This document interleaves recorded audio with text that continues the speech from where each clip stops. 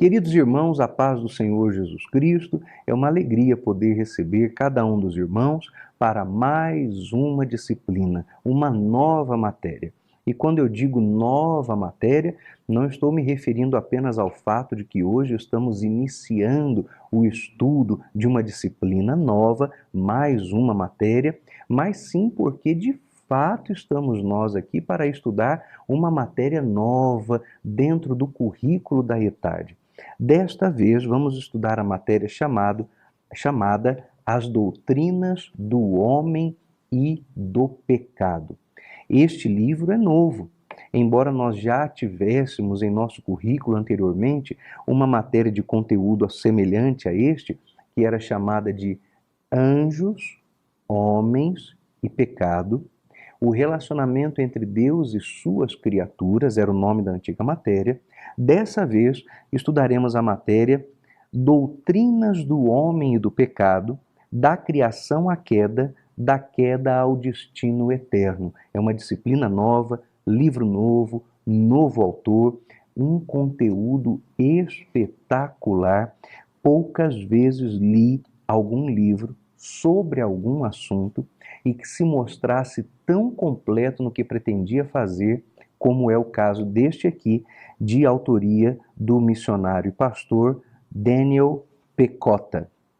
Daniel Bruce Pecota, que morreu nos anos 1997, foi professor no Northwest College das Assembleias de Deus, onde lecionou grego bíblico, teologia sistemática, hermenêutica bíblica.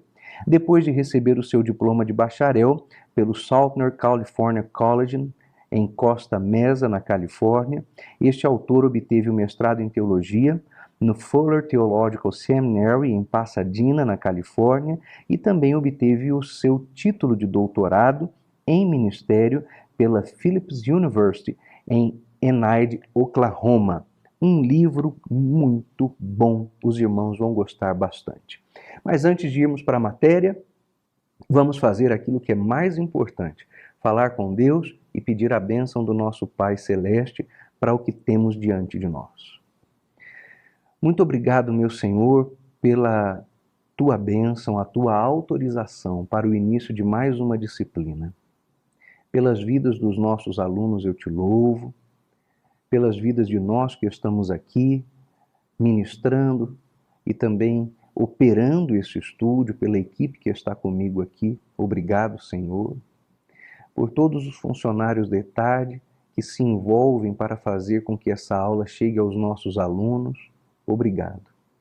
Por essa nova matéria, esse novo livro, te louvamos pela vida do teu servo, pastor Daniel, que se permitiu usar enquanto estava vivo para o teu reino.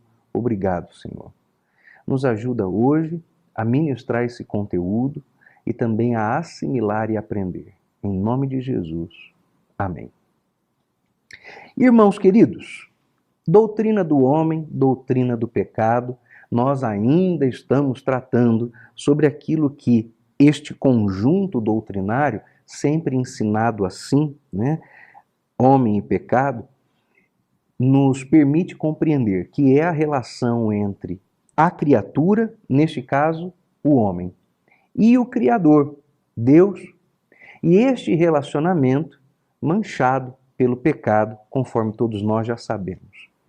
E nós temos muita coisa importante a tratar nessa matéria, porque de maneira bem completa, o autor do livro procura rememorar as questões que cercam até mesmo a origem do homem, envolvendo nisso os debates que são apologéticos, porque há muitas questões aqui que tocam a doutrina do homem, a antropologia bíblica, não apenas do ponto de vista daquilo que a Bíblia afirma, mas também daquilo que supostamente em nome da ciência se fala sobre a Bíblia e naturalmente você sabe que de maneira a desqualificar o texto bíblico. Então nós temos uma matéria que tem conteúdo apologético, isto é, para responder aos ataques, mas tem conteúdo evangelístico, porque propõe-se a ensinar mesmo que não for provocada a isso. E é muito importante porque a Igreja do Senhor Jesus Cristo, nos últimos tempos, e quando digo últimos tempos, estou me referindo aos últimos 25, 30 anos, tem abandonado o labor evangelístico e substituindo isso pelo labor apologético.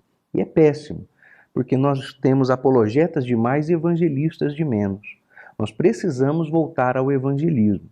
Não dá para a igreja ser apenas apologética, e se for o caso de ser apenas evangelística, ela perde algumas oportunidades. Mas eu diria aos irmãos que se fosse para escolher uma coisa ou outra, ou você é um apologeta ou você é um evangelista, eu lhe diria, seja um evangelista.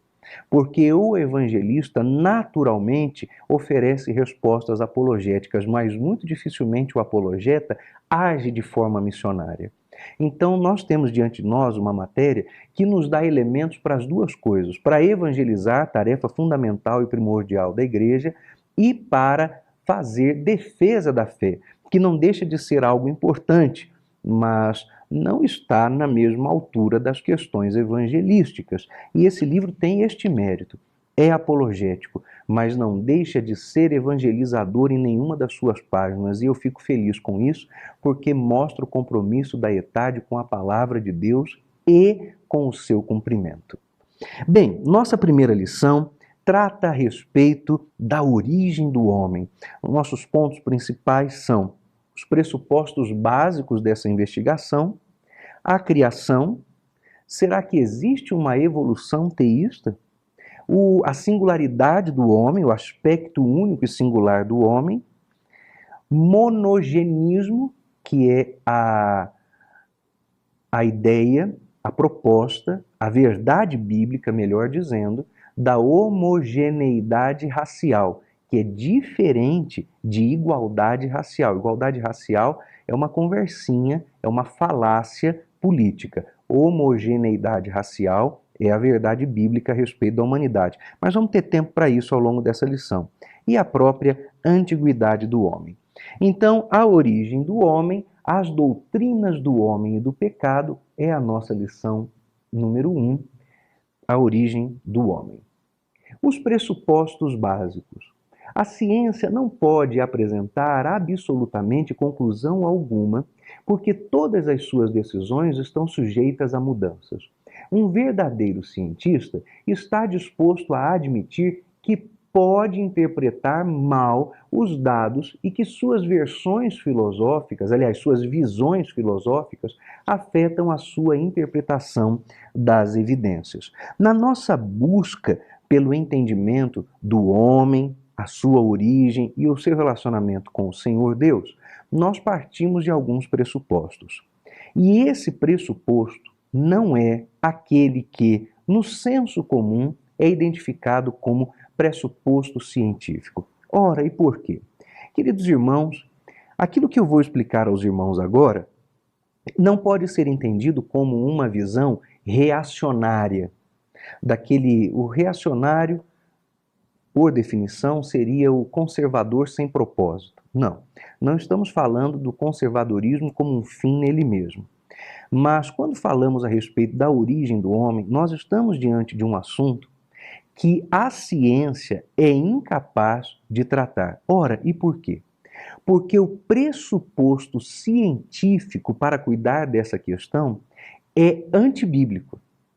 Observe que quando alguém vai fazer faculdade, nas primeiras aulas da metodologia científica, essa pessoa é ensinada pelos seus professores que o bom cientista não perde tempo com a sua subjetividade, com as questões de foro íntimo. O cientista é objetivo. Mas o interessante é que, analisando a proposta da objetividade científica bem de perto, nós observaremos que aquilo que no ambiente acadêmico é chamado de objetividade científica, na verdade, é sinônimo de posicionamento anticristão, antibíblico. Então, o cientista é considerado cientista objetivo quando ele renuncia fé em Cristo. Portanto, a ideia da objetividade científica equivale à negação de Cristo. Qualquer outra coisa na qual o cientista crer jamais renderá a ele o rótulo de anti-objetivo. Jamais lhe renderá o rótulo de subjetivo e tendencioso, a não ser que ele creia em Cristo Jesus. Se o cientista declarar-se budista, tudo bem. Declarar-se ateu, melhor ainda. Se ele se declarar de esquerda progressista, é aplaudido de pé. Mas se esse cientista disser que ele é um cristão conservador e bíblico, então ele vai ganhar um rótulo imediato. Ele vai ganhar o rótulo de não objetivo, de tendencioso, parcial, subjetivo, logo ele não faz ciência. É assim que funciona o ambiente acadêmico. Você acha que eu estou exagerando? Procure analisar com bastante critério o ambiente das universidades. Pergunte a algum universitário cristão sobre o que eu estou dizendo a ele, caso você mesmo não seja ou não tenha sido cristão universitário. Bem, logo, nosso trabalho de pesquisa a respeito da origem do homem segue um pressuposto. Qual é o nosso pressuposto? Nosso pressuposto é que cremos na Bíblia, literalmente, e cremos em Deus. Nós não estamos desprezando a ciência. Semana retrasada, eu passei mal, senti umas dores nas costas, pensei que fosse até um princípio de cólica renal, graças a Deus não era, mas eu fui ao médico para tirar a dúvida. Então, eu não sou anti-medicina, não sou anti-científico, mas eu entendo que todas as vezes que a ciência volta-se contra o Criador, ela deixa de fazer bem e faz mal, como qualquer coisa que é contrária a Deus faz mal ao ser humano. Nosso pressuposto, portanto, jamais será considerado pelos cientistas como científico. Entre mentes, irmão, ciência não é aquilo que se faz no laboratório. Ciência é o estudo disciplinado, sistematizado a respeito de alguma coisa. E nesse sentido, não tenha dúvida de que aquilo que vamos estudar aqui tem rigor científico, isto é, nós não estamos estudando alguma coisa que seja fruto da cabeça de alguém, fruto da ideia de alguém, fruto de delírio de alguém. Nós estudaremos algo com atenção, com critério e com método, e que é resultado do que está expressado nas Sagradas Escrituras. Aliás, está aí nosso segundo pressuposto. Ao mesmo tempo em que cremos na Bíblia e cremos em Deus, nós cremos que Deus se revela na Bíblia. Então tomamos a palavra de Deus não apenas como verdade que ela é, verdade absoluta, verdade inspirada, verdade inquestionável, mas é verdade absoluta, inspirada e inquestionável a respeito de Deus, porque a palavra de Deus revela o Deus da palavra. Também cremos nós que Deus revela-se através do próprio mundo. O mundo manifesta a existência de Deus, a sua grandeza, a sua perfeição. E esta revelação que o mundo faz de Deus tem nada que ver com aquela ideia do design inteligente, a existência de um arquiteto oculto por trás de alguma coisa, porque Deus não está oculto. Deus está revelado. Tem gente que abraça a proposta do design inteligente achando que é uma forma científica de glorificação a Deus. Não, é de negação, de ocultação a Deus. Porque o design inteligente, irmão, não aponta para Deus com a mesma ênfase e clareza com que a própria revelação de Deus na humanidade aponta para o Senhor. Cuidado, para a gente não engolir algumas coisas pensando que elas manifestam a Deus, quando elas, na verdade, querem impedir que o homem reconheça a Deus. Então, como nossos pressupostos básicos, nós cremos isto, que Deus existe, nós nos relacionamos com Deus, Deus expressa-se, revela-se através de sua palavra, nosso entendimento da Bíblia é literal e nós a tomamos como palavra inspirada de Deus, Cremos também que Deus revela-se através da palavra, como dissemos, mas também do mundo. Não existe possibilidade de crermos que o homem possa ser fruto de uma evolução, ainda que alguma pessoa se esforce em casar o evolucionismo com o cristianismo. E teremos tempo para falar disso nessa aula ainda, mas não cremos nisso. Outro ponto importante, não se assuste com o que eu vou dizer, a origem do homem não é uma preocupação elementar da ciência. Aí você vai dizer, mas como não, pastor? A ciência não se ocupa da origem do homem? Não. A ciência se ocupa de usar o que ela advoga sobre a origem do homem para negar o que a Bíblia diz sobre a origem do homem. Nesse ponto, talvez nós nos distanciemos um pouquinho do objetivo primeiro da nossa lição e da nossa matéria para uma digressão, isto é, para uma conversa paralela, mas que se faz muito necessária. A ciência, queridos irmãos, muda com o tempo e com os interesses. Houve mesmo um instante que toda a pesquisa científica não se afastava do texto sagrado.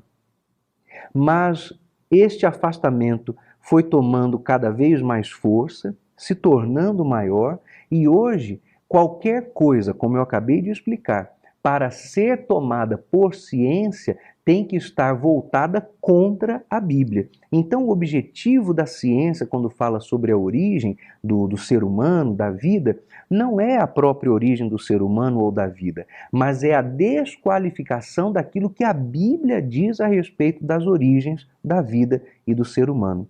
São afirmações que para muitos de nós talvez causem estranheza, no entanto, elas refletem sim tudo aquilo que é o espírito científico pós-moderno. Eu diria até que o espírito científico pós-cristão, porque este já é o tempo filosófico em que vivemos. Não é mais o tempo do pós-modernismo, é o tempo do pós-cristianismo. Bem, a respeito da criação do homem, existem algumas afirmações que devemos fazer. Primeiro, Deus criou o homem porque esta era a sua vontade. Eu fiz questão de escrever aqui. Por que Deus criou o homem? Porque Ele quis. Que satisfação Deus tem que te dar da vontade dele? Ele quis criar o homem. Se a Bíblia diz que a vontade de Deus é boa, é perfeita e agradável, e você é fruto da vontade de Deus, parabéns, porque você é bom, é perfeito e é agradável. Claro que a sua bondade, a sua perfeição e a sua agradabilidade se tornaram comprometidas pelo pecado que entrou no mundo. Mas nós somos resultados da vontade de Deus. Por que Deus criou o homem? Porque Ele quis. Existem muitas formas de buscar responder a essa pergunta. E sempre que eu ouvi alguém perguntar por que Deus criou o homem? O homem existe para quê? Aí alguém responde, o homem existe para a glória de Deus. De fato, irmão, a existência do homem glorifica a Deus, eu não posso negar isso. Mas Deus criou o homem porque Ele quis, porque Ele pode. O poder de Deus. O Senhor exerceu um ato volitivo, um ato de criação. Observe, conforme, aliás, com riqueza de referências o nosso manual propõe, como foi que Deus dialogou, a Trindade conversou entre si para a criação. Façamos, criemos, Deus criou, Deus viu, Deus disse que era bom, Deus fez uma adjuntora. Em tudo isso está manifestada a vontade de Deus. Deus fez o homem por quê? Porque Ele quis. Então o homem é fruto da vontade de Deus. Segunda afirmação muito importante a respeito do homem e da criação de um modo geral. Toda a criação foi ordenada. Antes da criação, nós lemos no livro do Gênesis. No princípio, criou Deus os céus e a terra. E a terra era sem forma e vazia, e o Espírito de Deus pairava sobre a face das águas. Disse Deus, haja luz, e houve luz.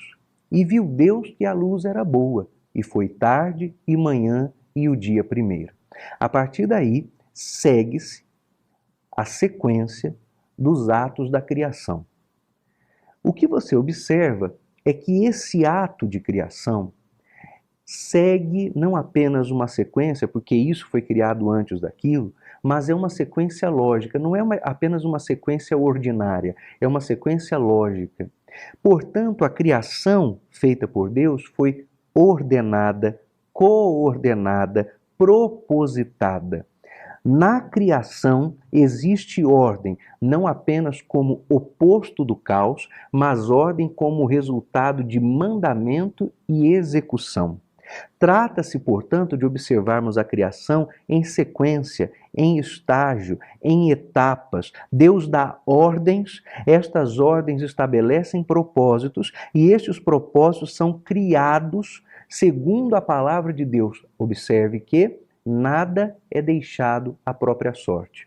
Se os irmãos pensarem bem, por que o evolucionismo é completamente oposto, diametralmente oposto à proposta da criação segundo revelado nas Escrituras? Porque aquilo que a Bíblia revela sobre a criação, e é verdade literal, é algo extremamente diferente do caos que, em tese, mas é uma tese furada, levou ao evolucionismo. Nada no evolucionismo acontece propositadamente. Nada segue uma relação casuística, isto é, uma relação de causa e efeito. Tudo é debitado no crédito do acaso. Não. Nós não cremos no acaso, nós cremos na causa. Deus é a causa. Deus criou, Deus estabeleceu, Deus formou, Deus deu ordem. Romanos capítulo 11, verso 36 diz: porque dele, por ele e para ele são todas as coisas, glória, pois, a ele eternamente. Amém. Sem Cristo, nada do que existe seria feito. Então não há acaso, há um caso, uma causa, e a causa é a própria vontade do Senhor. Na evolução, na hipótese evolucionista, eu me recuso a chamar de teoria da evolução. Uma teoria é uma hipótese que, comprovada em seus muitos aspectos, é elevada à categoria de teoria.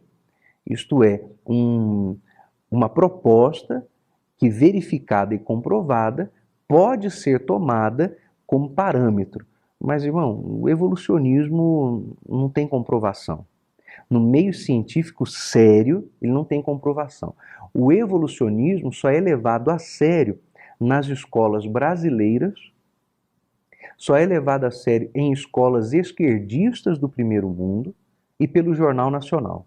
O resto do mundo científico, que é verdadeiro e sério, não acredita no evolucionismo. Você deve fazer pesquisas a respeito disso.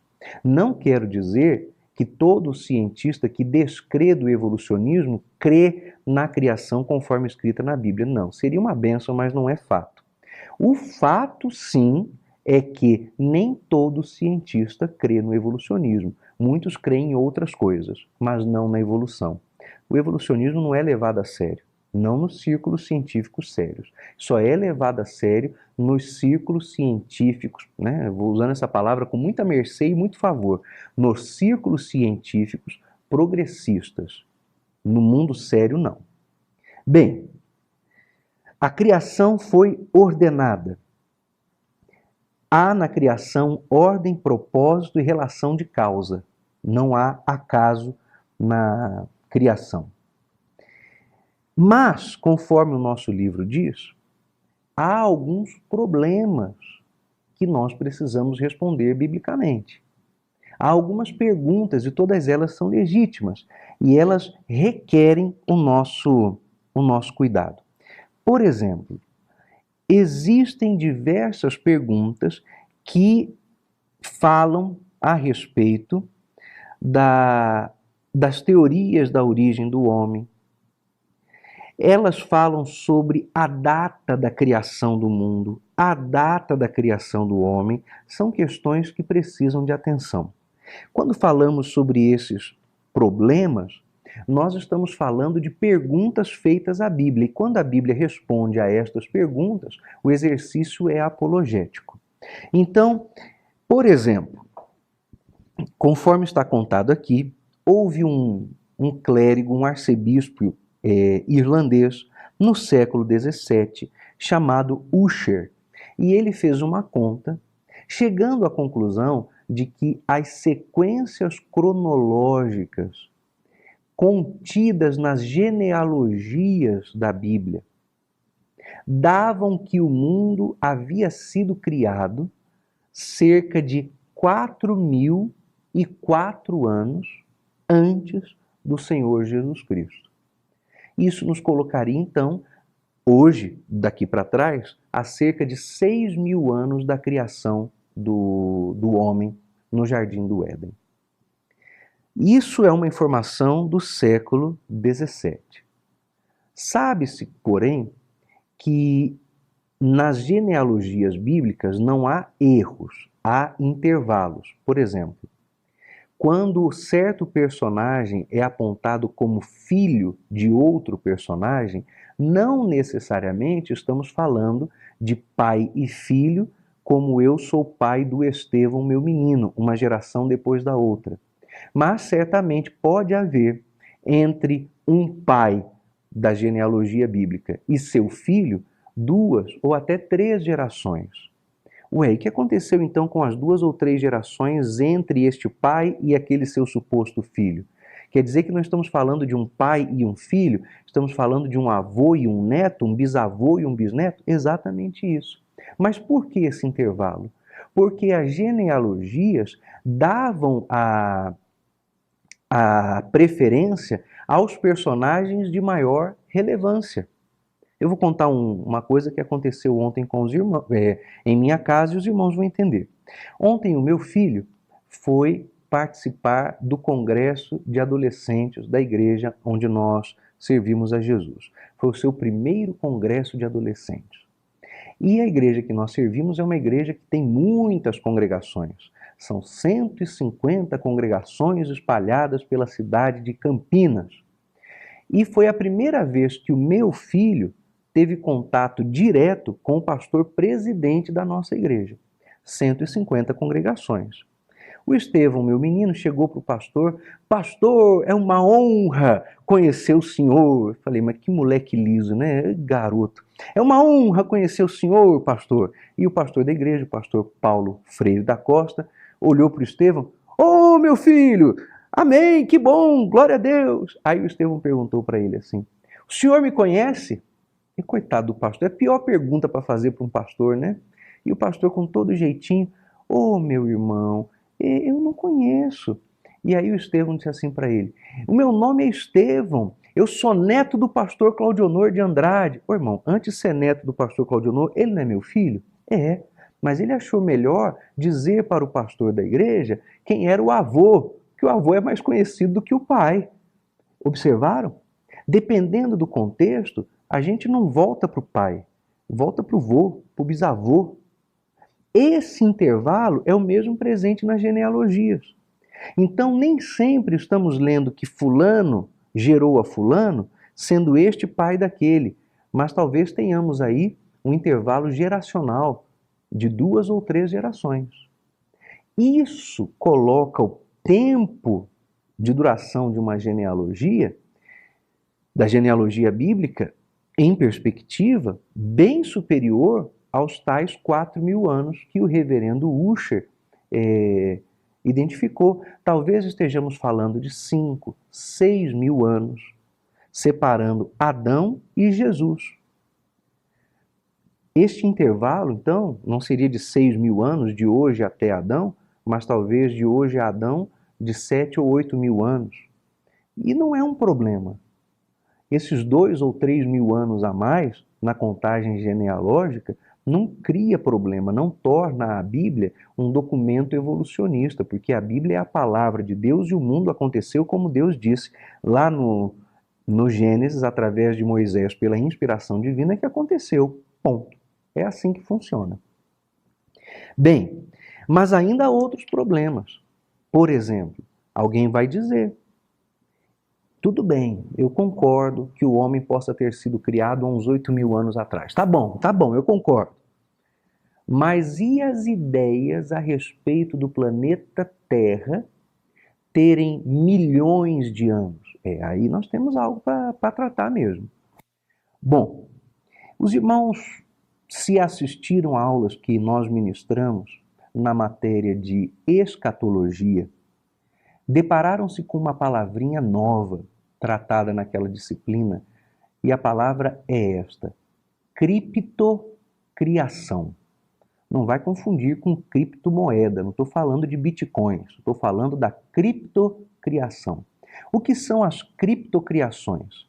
São as coisas criadas cujas origens não estão na Bíblia, mas elas existem. Vamos aos exemplos? Por exemplo, todos sabemos que os anjos são seres criados por Deus, mas a Bíblia não conta sobre a criação dos anjos. Outro exemplo, eu gosto desse: o estado intermediário das almas. O estado intermediário das almas, queridos irmãos, não é uma condição, ele é um lugar. Antes da morte de Cristo, esse lugar dividia-se era dividido pelo abismo, e de um lado do abismo estavam as almas dos condenados e do outro as almas dos salvos, esperando a redenção. Lembra da história de Rico e o Lázaro? Aquilo não é parábola, hein? Aquilo é fato, no mundo espiritual. Este lugar, a que chamamos de estado intermediário das almas, foi criado. O inferno foi criado, mas a Bíblia não fala sobre o momento da criação do inferno. O inferno não é eterno, o estado intermediário das almas não é eterno. Se fosse, ele não chamaria de intermediário. Ele tem começo e vai ter fim. Então, estes lugares e os próprios anjos e outras criaturas celestiais, todos eles foram criados em algum momento. É aquilo que chamamos de criptocriação, isto é, criação oculta. Existe, mas o momento de sua criação, do seu gênesis, não foi contado. Esta criptocriação, estas que citei e outras tantas, aconteceram antes do haja luz e houve luz. E viu Deus que a luz era boa, e foi tarde, manhã e o primeiro dia. No princípio criou Deus os céus e a terra. Nós realmente temos um intervalo nesse espaço da criação.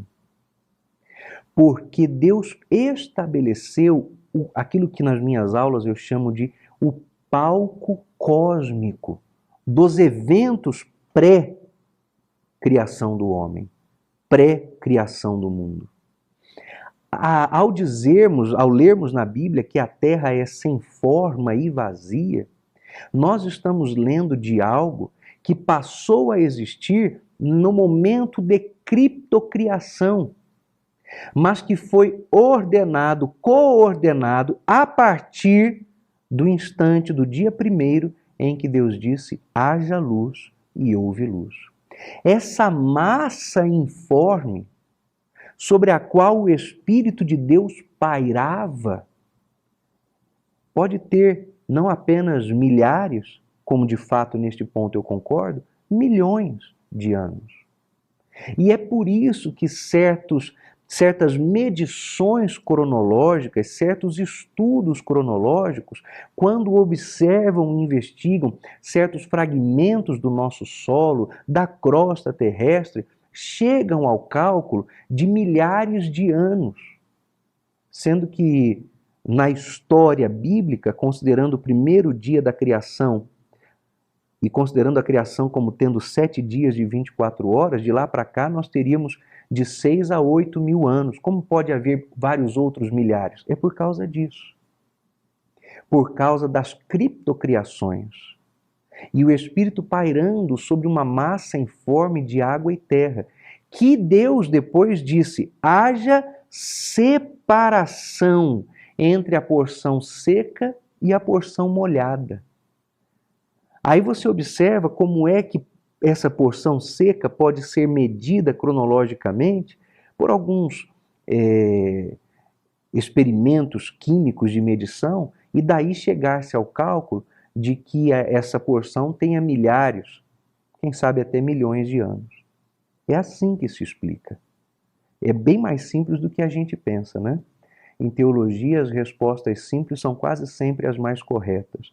Ora, como pode ser que o mundo haja sido criado há 8.000, 9.000 anos, mas alguém faça uma conta, faça um teste de carbono 14, identifique este ou aquele torrão de terra, esta ou aquela rocha sedimentária como tendo vários milhares de anos, sugestivamente até milhões? Ora, porque a massa informe sobre a qual o Espírito pairava e que nos 7 dias de 24 horas da criação foram colocados em ordem, existiram desde antes, desde as criptocriações. Não é o assunto da nossa aula e eu não vou perder tempo nisso agora, mas só para não deixar você sem resposta. Pastor, será que os dinossauros habitaram então essa massa informe? Não, irmão, não tem dinossauro, não houve dinossauro, dinossauros não foram criados porque dinossauros não caberiam na arca de Noé e não houve criação de nada nisso que nós chamamos de mundo e universo, planetas e sistemas, antes da criação da própria luz no primeiro dia. Dinossauro, de fato, é falacioso, é invencionice. Mas para isso você acompanha depois as aulas de Gênesis, as aulas de Pentateuco, de cosmogonia bíblica. Só toquei nesse assunto do dinossauro para você não ficar sem resposta, só para você entender plenamente a questão. Bem, diante disso, você observa que os problemas acabaram. Porque até as datas milenares para as rochas sedimentares são explicadas nesse interregno, nesse ato, nesse intervalo que há. No princípio criou Deus, criou mesmo muita coisa, coisa que você nem sabe que existe, coisa que a gente nem desconfia. No primeiro dia, Deus pegou uma parte dessas coisas criadas, que estava em caos, e ordenou-as. É assim que a criação se deu. Bem, resolvido o problema sobre a criação, eu quero chamar a sua atenção para uma ideia, uma teoria de que cada dia da criação correspondesse a eras geológicas, milhares ou milhões de anos. Não foi um dia, foram milhões de anos. Conversa para boi dormir, não é verdade, tem nada que ver, não. A Bíblia está dizendo que o mundo foi criado em dias. E nós interpretamos a palavra de Deus literalmente. Por que é que dia na Bíblia, em qualquer outro lugar, corresponde a período de 24 horas, mas aqui não corresponde? Não, corresponde também. Quando acontece de a expressão dia não equivaler a um período de 24 horas, a própria Bíblia explica. É o caso da famosíssima profecia das 70 semanas do profeta Daniel, quando a própria Bíblia explica que são semanas de anos. Aí você sabe que um dia vale um ano. Mas fora disso, quando a própria Bíblia dá a explicação, dia é dia, gente. Foi tarde, manhã e o primeiro dia, 24 horas, ponto, acabou, tem conversa. Ah, mas foi tarde, manhã por quê?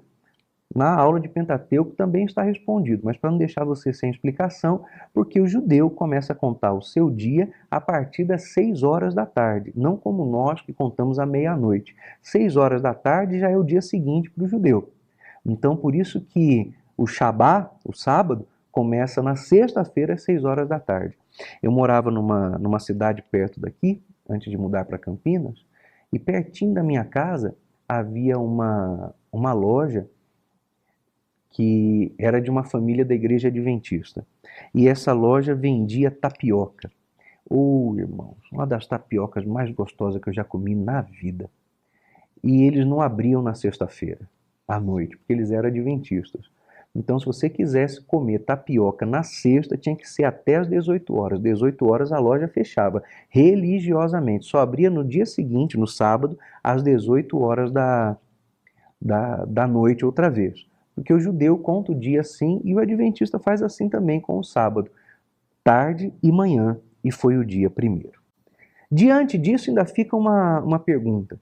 Será que com essas explicações todas não existe uma contradição entre a palavra de Deus no capítulo 1 do Gênesis e o capítulo 2? Irmãos, não há qualquer tipo de contradição nas Escrituras. Nós não podemos sequer pensar em algo assim, supor algo assim. A Bíblia é entendida por nós, como eu já falei, literalmente, como inspirada, o que significa que ela não tem erro. A palavra de Deus não falha e ela é inerrante. Próximo ponto da nossa aula é: existe uma evolução teísta? Se você for ao texto bíblico procurando os detalhes de como Deus criou o homem, talvez você se frustre, pois a Bíblia não dá os detalhes. O relato é este: E formou o Senhor Deus o homem do pó da terra, soprou nas suas narinas o fôlego de vida, e o homem foi feito alma vivente. Não existe evolução na criação. Como eu falei para os irmãos, o evolucionismo não é levado a sério nos círculos científicos sérios. Não, não é. Só quem leva a sério o evolucionismo é educador brasileiro e a Rede Globo de televisão. O resto do mundo não. Por que não se leva a sério?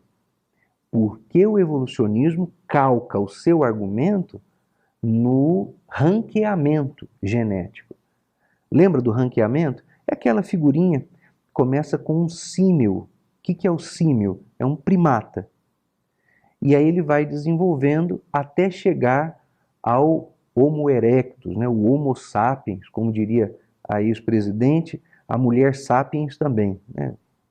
Tem que explicar tudo, né? Então, observe interessante, e é bom fazermos justiça, Charles Darwin, que foi o grande profeta evolucionista, a ideia não é dele, viu? Não foi Darwin que criou o evolucionismo. Alguns outros cientistas antes dele já advogavam essa ideia. Mas ele é que deu mais visibilidade à questão. Darwin nunca disse, o evolucionismo nunca afirmou que o homem veio do macaco. É bom deixar isso claro. O evolucionismo disse que o homem e o macaco vieram de um mesmo tronco ancestral genético, que é tão absurdo quanto dizer que o homem veio do macaco, mas só para deixar as coisas em clareza. Segundo o evolucionismo, aquele primeiro ser da escala de ranqueamento, né, começa pequenininho, vai até virar homem, é um símil, isto é, um primata, e ele é pai dos macacos e do ser humano. É uma grande bobagem, muito, muito grande, mas é aí o que é de fato a proposta do evolucionismo. E este macaquinho, esse símil, iria se desenvolvendo até virar homem. Isso chama ranqueamento. Mas o ranqueamento não tem qualquer sentido a não ser visual. Então você pode colocar em alinhamento, em ranqueamento, qualquer coisa, irmão. Você podia colocar um triciclo, um quadriciclo, uma bicicleta de criança, até uma mountain bike do modelo mais caro e dizer, olha, houve uma evolução. Não houve. Você poderia colocar os carros em ordem. Olha, tem uma Fiat 147, uma Fiat Uno, um Palio, um Argo, e dizer que tudo... Não quer dizer que haja evolução entre eles. O ranqueamento é apenas pegar coisas assemelhadas e tentar criar entre elas uma relação ou de tamanho ou de melhoria. Agora, o ranqueamento genético não faz o menor sentido. Por que não? Porque qualquer geneticista sabe que uma mutação genética sempre provoca o decaimento da espécie. Mutação genética sempre provoca o decaimento da espécie. Não há mutação que deixe as coisas melhores. Elas sempre deixam piores. Irmão, o que eu estou lhe dizendo não é matéria bíblica. É uma afirmação de ciência genética. Vamos aos casos? O que é, por exemplo, a doença chamada de Down? É uma mutação genética. Virou um super-humano? Virou alguém com habilidades heróicas? Não. Virou alguém com uma deficiência. É que hoje o politicamente correto nos impede até mesmo de chamar as deficiências de deficiência. Então, quando alguém nasce com deficiência, por eufemismo do politicamente correto, a gente diz assim, fulano é especial. A verdade dos fatos, por cruel que seja, mas a verdade dos fatos é que fulano é deficiente, a pessoa tem uma deficiência. Alguém sofreu uma mutação genética e nasceu com síndrome de Turner. Meu irmão, essa pessoa não é um mutante com superpoderes, é um ser humano com uma mutação genética que lhe impõe deficiências. Esse é o fato. Não há mutação genética que promova melhoria no tipo. É sempre mutação genética para decréscimo da qualidade. A mutação genética é deletéria, ela não é aperfeiçoadora. Só no desenho, só nos filmes de super-heróis é que a mutação genética causa seres humanos de primeira categoria, uma supernova raça. Não existe mutação genética que melhore. Então o evolucionismo não provoca a melhora. Se ele fosse verdade, se acontecessem isso, essas mutações provocariam não o aperfeiçoamento do símil para o homem, mas o decréscimo qualitativo do símil para símios com deficiência. Isso é genética básica. Você aprendeu isso certamente na quinta e na sexta série do ensino fundamental. Aí vem os falsos cientistas, né? Vem o Papa Francisco, o cardeal Bergoglio, advogar que nós deveríamos tratar a teoria da evolução como fato científico. Não, não devemos não. É uma mentira, é um engodo e cientificamente ninguém leva esse negócio a sério. Bom, outro ponto que merece a nossa atenção, negando então a evolução teísta, não houve, Deus não criou aquele macaquinho para ele virar gente. Deus criou o macaco, Deus criou o homem, Deus criou o chimpanzé, Deus criou o porco, Deus criou a vaca, Deus criou e já criou do jeito como é. Não existe que Deus tenha criado lá atrás a ameba para deixar a ameba virar ser humano. Porque o evolucionismo advoga isso, né? Tudo começou através de um ser unicelular, jurássico, pertencente à cadeia dos protozoários. Essa é a definição de ameba. O evolucionismo diz que a ameba surgiu da onde? Do nada, lógico, o evolucionismo vai dizer que foi de onde? Sempre é do nada, gente, sempre é do nada. Esse povo existe para criar barreiras para que o homem não veja Deus. É o que a Bíblia já diz, né? Que o príncipe deste século cegou-lhes o entendimento. Então, surgiu a ameba do nada, aí a ameba evoluiu, foi se multiplicando, evoluiu, habitou os mares, criou um tipo de peixe, e esse peixe em algum momento desenvolveu patas, tomou a terra, virou jacaré, virou outros répteis, virou outros anfíbios, evoluiu, começou a subir em árvore, até que virou o homem. É ruim de acreditar num negócio desse, hein? Rapaz, é difícil mesmo. Não dá para botar fé nisso, não. É mais fácil crer na Bíblia. Deus foi lá e disse, façamos o homem. E o homem nasceu perfeito. É assim. Mas o evolucionismo teísta quer sugerir que a ameba foi criada por Deus. Aí, então, tenta encaixar Deus dentro da evolução, a evolução dentro de Deus, só que não tem espaço na Bíblia para Darwin e seus macaquinhos. Não tem condição. Deus criou o homem perfeito. Próximo ponto.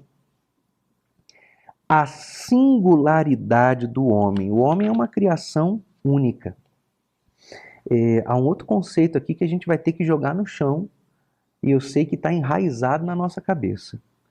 O que significa dizer que o homem é criação única, é de natureza única?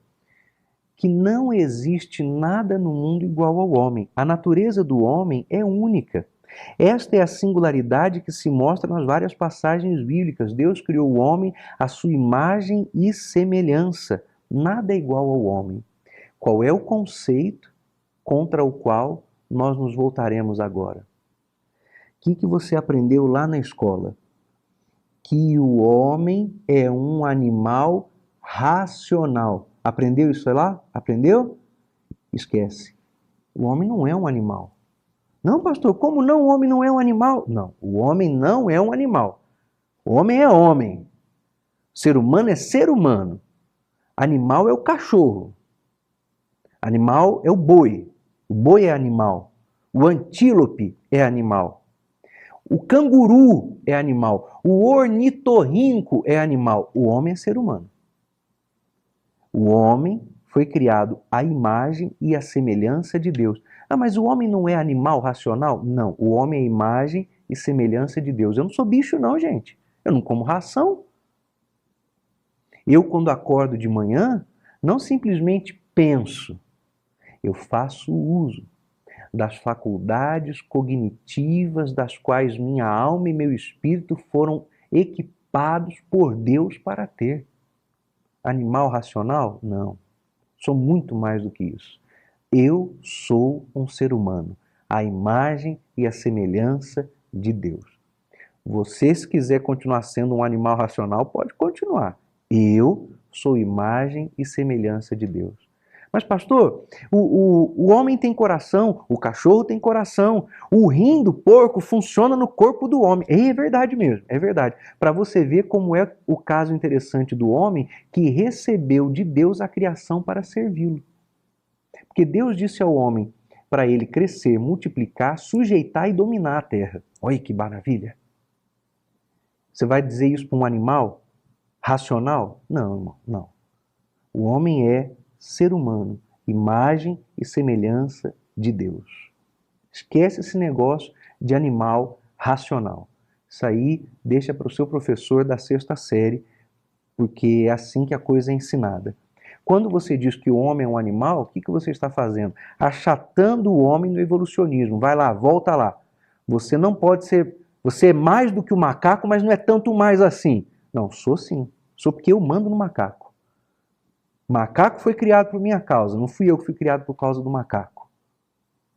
Ninguém vai ser igual ao homem. O homem não é um animal racional. O homem é a imagem e a semelhança de Deus. É a singularidade humana, é a criação única. O homem é de natureza única. O homem está em posição única. Bom, sobre a natureza única, nada se compara ao homem. Vai comparar o homem com o quê? Se o homem é animal, compara o homem com algum animal. Com que bicho você vai comparar? Aí alguém dirá, uai, com o próprio macaco. Irmão, pode comparar. Alguém fez uma conta aí, eu duvido um pouco dela, né? Mas que o homem e o macaco são 95% iguais, correspondentes geneticamente. Irmão, não sou. Não sou porque quando eu me olho no espelho eu não enxergo um macaco. Mas de jeito nenhum. Nenhum dos meus amigos tem cara de macaco, nenhum dos meus amigos faz Não, não, não. Mas dizem lá que é 95% igual. Se isso for verdade, os 5% que nos distam, nos diferenciam dos primatas, fazem do ser humano uma criatura única. Uma criatura incomparável. Incomparável.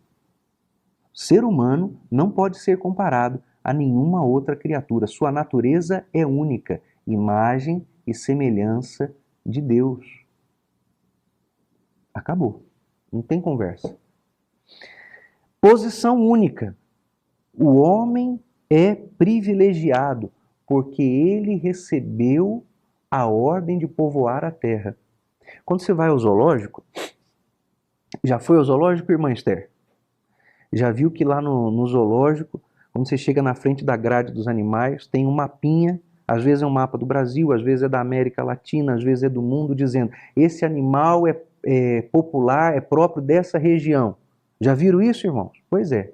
Então, por exemplo, você vai no zoológico e vê um bicho, um coala, é lá da Austrália. Um canguru, é lá da Oceania. Você vê o leão, é da África Central. E ele é diferente do leão da montanha, presente nas terras do Oriente Médio. Os felinos do Brasil, diferentes dos felinos do Norte. Qual é o único que está presente no mundo inteiro? O homem. O homem povoa a Terra. O homem povoa todo o planeta. Os bichos não, os bichos estão restritos aos seus biomas, às suas áreas. Mas o homem está em tudo que é lugar.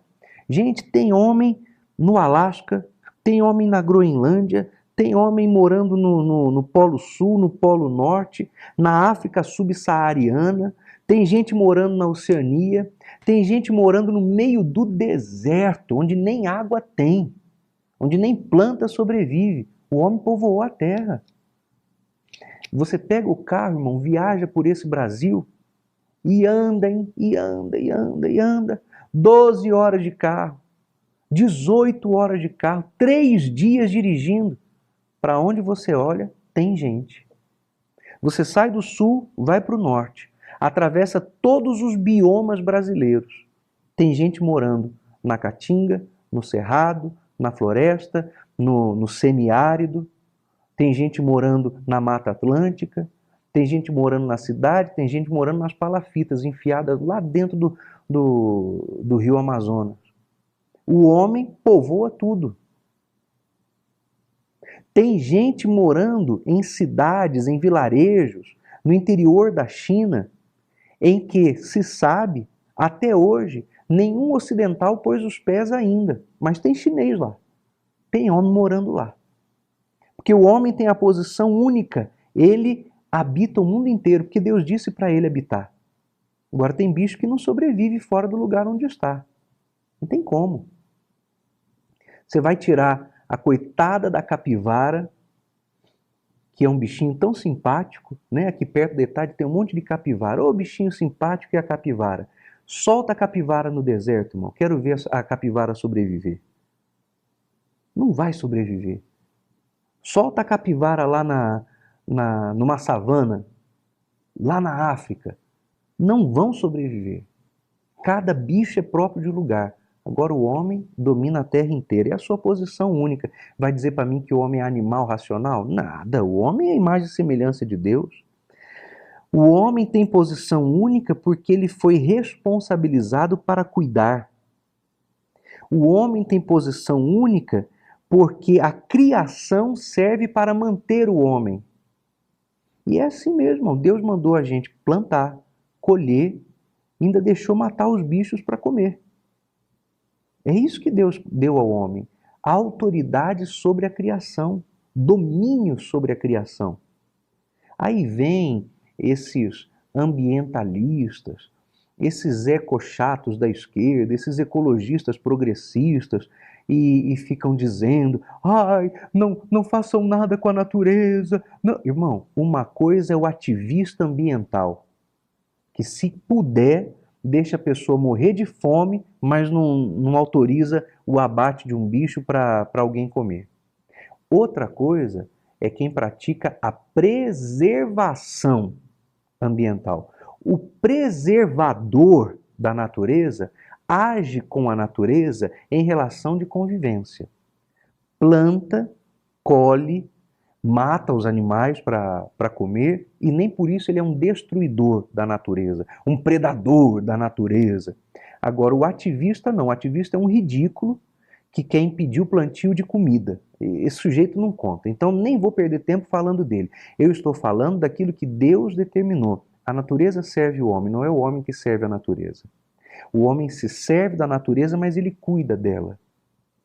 Essa relação de convivência estabelecida por Deus lá no Jardim do Éden, dizendo que o homem ia plantar, ia colher, que a terra daria o seu grão na estação. Isso aí, irmão, eu vou usar uma palavra, não é muito aquela com a qual eu concordo, mas para ficar claro, esta é a verdadeira ecologia. O restante que você escuta por aí sobre preservação do ambiente é balela de ativista. Então não entra nessa conversa não. O homem tem posição única porque o homem recebeu um lugar específico no mundo. Deus não pegou o homem e jogou em qualquer lugar. Deus colocou o homem lá no Jardim do Éden. A partir dali o homem se espalhou por todas as regiões. O homem é diferente porque ele tem capacidades relacionais. O homem estabelece vínculos que nenhum bicho pode estabelecer. Então o homem é único, é singular. Outro ponto, monegismo, a unidade do homem. Esse aqui é importante. Irmão, vou pegar um ponto agora, complicado, mas você vai fazer o seguinte com o que eu vou te explicar a partir desse ponto. Primeiro, ouça com atenção. Depois que eu explicar, você volta ao vídeo e ouça de novo. Aí você volta e ouve mais uma vez. Depois você leia com atenção, e especialmente o boxe que está explicado aqui no seu livro. Por que tanto cuidado? Porque eu vou tocar num assunto que você está tão saturado de ouvir na mídia, ouvir na mídia, ouvir na mídia, que você não vai acreditar no que eu estou te dizendo. Aí pode ser até que você diga assim, ó, o pastor Gunnar tá falando aí bobagem, ih, pastor Gunnar é racista, pastor Gunnar é fascista, não passarão. Escuta com atenção o que eu vou te explicar. Leia comigo a frase que está aí na nossa... Monogenismo, a unidade do homem. A igualdade racial é impossível. Pastor, não fala isso. Calma, gente. Termina de ler comigo. A igualdade racial é impossível, pois não existem raças, mas apenas uma única raça de homens, criados à imagem e à semelhança de Deus. Eu vou explicar a você, querido irmão, qual é o conceito bíblico sobre a raça humana. E eu começo por aí. A raça humana. Aqui no nosso box, no nosso livro, Box Teológico, Subsídio Teológico, eu contei uma experiência e eu vou fazer questão de repeti-la aqui para você. Quando eu era criança, nós ainda cantávamos os hinos cívicos na escola. Então eu me lembro do dia em que a professora foi ensinar para a turma o hino da República do Brasil, especialmente este verso aqui. Nós nem cremos que escravos outrora tenha havido em tão nobre país. Hoje, o rubro lampejo da aurora acha irmãos, não tiranos hostis. Nesse dia, ao invés da professora explicar sobre a letra do hino, a sua composição, a sua pertinência para a história, ela achou por bem de fazer panfletagem política na sala. E aí, essa professora começou a dizer sobre como os negros são oprimidos pelos brancos. Bom, nós tínhamos 8 anos. Na nossa sala tinha branco, tinha preto, tinha uns muito brancos, tinha outros muito negros. E a gente brincava no recreio como todas as crianças brincam. Corre, e se abraça, e suado. E eu tinha um grupinho de colegas lá, era quase uma gangue, né, irmão? Porque no recreio a gente corria e ficava suado. Aquele bando de menino correndo, suado, e entrava na sala tudo agarrado um no outro, colado, aquele suor, os amiguinhos, todos juntos. Aí a professora começou a falar sobre como os pretos são oprimidos pelos brancos, como os brancos são ruins com os pretos. Irmão, a gente tinha acabado de chegar do recreio, brincado de tudo que era coisa lá, todo mundo correndo, abraçado, colado. E eu lembro bem, eu lembro disso. Os meus coleguinhas pretos olhavam para mim, para os outros colegas brancos, e começaram a olhar com raiva. E ainda mais curioso foi como as meninas se tornaram, as meninas pretas da sala, começaram a se tornar tão ariscas, tão agressivas com as garotas brancas e com os garotos brancos. Aquela turma de criancinha que não sabia o que era racismo, passou a saber. Mas não passou a saber como o homem se tornou conhecedor do pecado, porque a lei explicou para o homem o que é cobiça, conforme diz o apóstolo Paulo em Romanos 7,7. Não. É porque a professora incitou um grupo contra o outro. E aí ela começou a falar sobre igualdade racial. E naquele momento ela cingiu a turma em duas raças. A raça negra e a raça branca. E bem naquela época, isso eu estou falando dos anos 1980, começou a circular em algumas regiões do Brasil uma publicação cujo título era exatamente esse, Raça, era o nome da revista. E só vinha foto de artistas negros, Raça. E a partir daí, irmãos, dos anos 80 para cá, o que mais se fez no Brasil e no mundo todo, especialmente no Ocidente, é dizer que o mundo precisa de igualdade racial.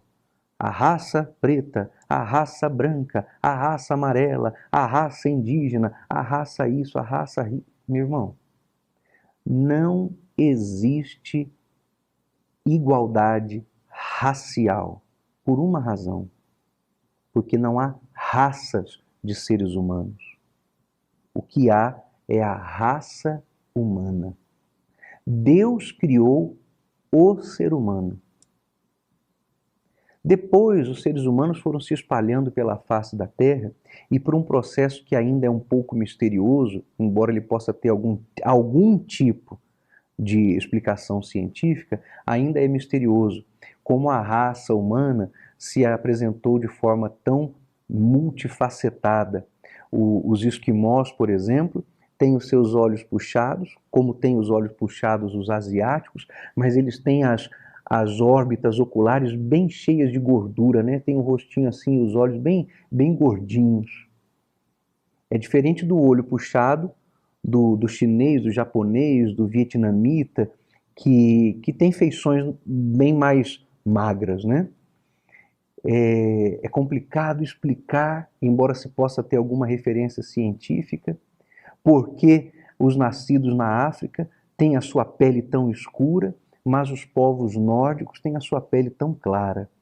Sabe-se que isso tem qualquer relação com a adaptação climática e Deus é que estabeleceu essas diferenças. Mas isso não forma raças. Quem tem raças é cachorro.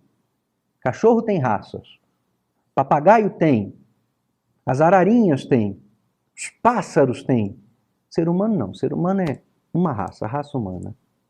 Então, para começar, esse discurso de igualdade racial é um negócio inspirado na mais profunda das mentiras que se possa colocar.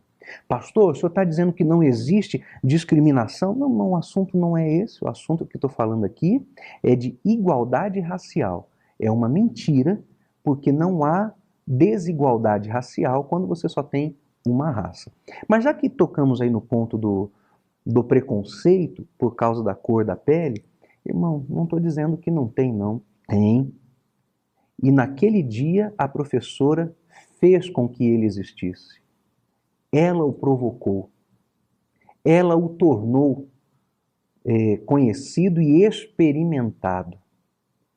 Aí eu convido você a ler com bastante calma esse subsídio que eu coloquei aqui, sobre igualdade racial ser impossível, para observar algumas coisas que Satanás está inserindo no tecido cultural das nações ocidentais.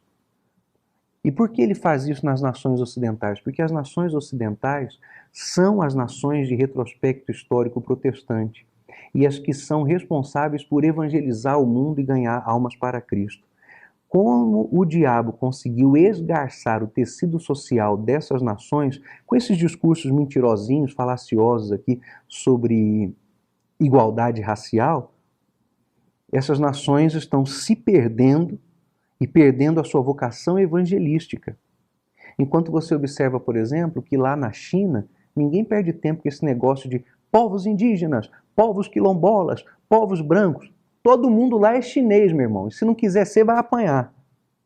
E na Rússia, todo mundo é russo, ponto final, acabou. É gente que fica com essa bobagem por aqui. Então o tecido social do Ocidente está se esgarçando O cristianismo está sendo atacado e acusado de racismo, coisa que ele nunca foi. O apóstolo Paulo escreveu uma carta que está na Bíblia, a Filemon, pedindo a alforria de seu escravo chamado Onésimo e dizendo a Filemon que recebesse a Onésimo como um irmão. Então, acusar o Ocidente, ou para usar uma expressão que essa turminha gosta bastante, né, de a cultura judaico-cristã ocidental de racismo, é bobagem, irmão. Porque a Bíblia não é racista. A Bíblia não é separatista. Deus não faz acepção de pessoas. Porque agora em Cristo não há judeu, não há grego, não há romano, não há cita, não há bárbaro, não há livre, mas todos somos um em Cristo. É o que a palavra de Deus nos ensina. Homogeneidade racial. Você quer acabar com a discriminação? Faça o homem entender que não existem raças, mas que existe uma raça, que é a raça humana. E ela é bonita e colorida, irmãos. E toda a sua cor foi Deus que deu, do matiz mais claro ao mais escuro. Foi assim que Deus criou todas as coisas. Agora, quando o ser humano se afasta da Bíblia, aí cria essas bobagens todas e cinge o tecido social com essa conversa racial. É realmente um problema muito grande. Não entendeu o que eu expliquei? Volta e assiste de novo. Lê o texto que está no livro para você compreender com toda a clareza o que eu estou explicando a você à luz da palavra de Deus. Finalmente, para encerrarmos essa aula, a antiguidade do homem. A data da criação do homem não é exatamente um problema teológico, mas é um estudo importante e não é apenas uma questão de curiosidade. Fica sempre o debate sobre quando é que o homem foi criado, mas já falamos bastante sobre a idade e nós também já falamos a respeito das genealogias e os saltos que a genealogia dá. Mas se queremos pensar a respeito disso, comecemos por uma pergunta importante. Por que não existe uma cronologia bíblica antediluviana com datas tão precisas? Porque, conforme nós já vimos, a maneira como as relações familiares eram contadas era diferente. Antigamente, o hebraico não tinha uma palavra para avô e outra para pai. Todo mundo era pai. Lembra? Nosso pai Abraão. Você não é filho de Abraão, você é bisneto. Mas trata como pai. Então, assim, há algumas lacunas genealógicas que podem dar uma diferença, como nós já vimos, de 2 ou 3 mil anos, na proposta de que o homem haja sido criado há 6 mil anos atrás. Mas isso não é um problema, irmão. Isso é uma questão que merece alguma atenção, mas não causa nenhum problema teológico compreender, como a mim me parece razoável, que o homem haja sido criado a não 6 mil, mas talvez a 7 mil anos ou 8 mil anos. Não é um problema, é apenas uma questão de cronologia e genealogia. Com isso, nós chegamos ao final da nossa aula de número 1, querendo em Deus que você tenha sido abençoado e vamos nos encontrar na aula 2 em nome de Jesus.